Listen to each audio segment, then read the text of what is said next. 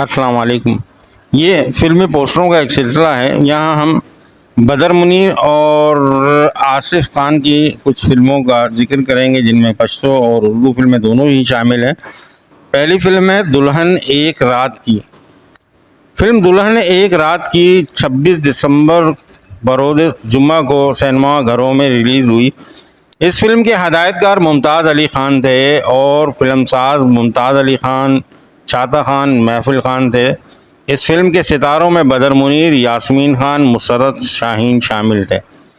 دوسری فلم اندھا قاتل رنگین فلم تھی، اور تیسری فلم جان کے دشمن یہ بھی رنگین فلم تھی۔ اس فلم کے ہدایت کار مقصود خان تھے، فلم ساز اصغر علی بندوق والا۔ اداکاروں میں شامل تھے بدر منیر، مسرت شاہین، مصطفیٰ قریشی۔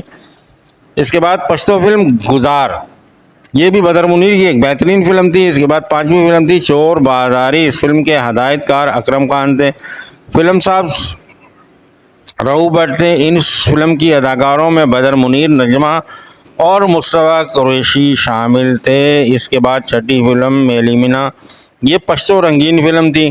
اس فلم کے ہدایت کار تھے ایم نصیر، جبکہ فلم ساز سید اکبر علی اور نور جہاں خان تھے۔ فلم کے ستاروں میں شامل تھے بدر منیر، آصف خان، سریا خان، یاسمین خان، نعمت سردی، ہمایوں قریشی، امان، گل چنہ، عشرت چودھری۔ ساتویں فلم کوچوان پشتو فلم تھی، فلم میں بدر منیر موجود تھے۔ آٹھویں فلم شیر بانو، یہ بھی ایک پشتو فلم تھی۔ فلم کے ہدایت کار تھے پرویز محمد خان، فلم ساز تھے فوزیہ ملک۔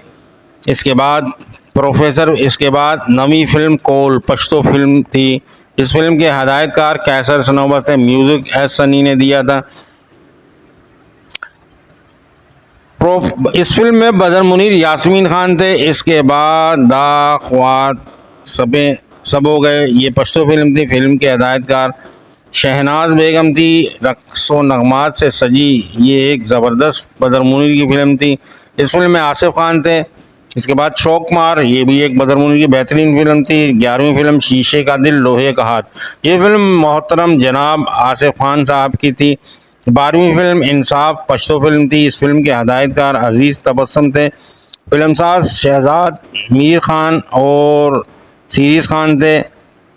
فلم میں بدر منیر صاحب موجود تھے۔ 13ویں فلم شہید رنگین پشتو فلم تھی، فلم کے ہدایت کار ممتاز علی خان تھے۔ اس فلم کے ستاروں میں بدر منیر، نمی، جمیل بابر، پروین بوبی، انیتا، نجمہ رومانی اور اردو فلموں کے اداکار شاہد اور بابرہ شریف بھی اس فلم میں موجود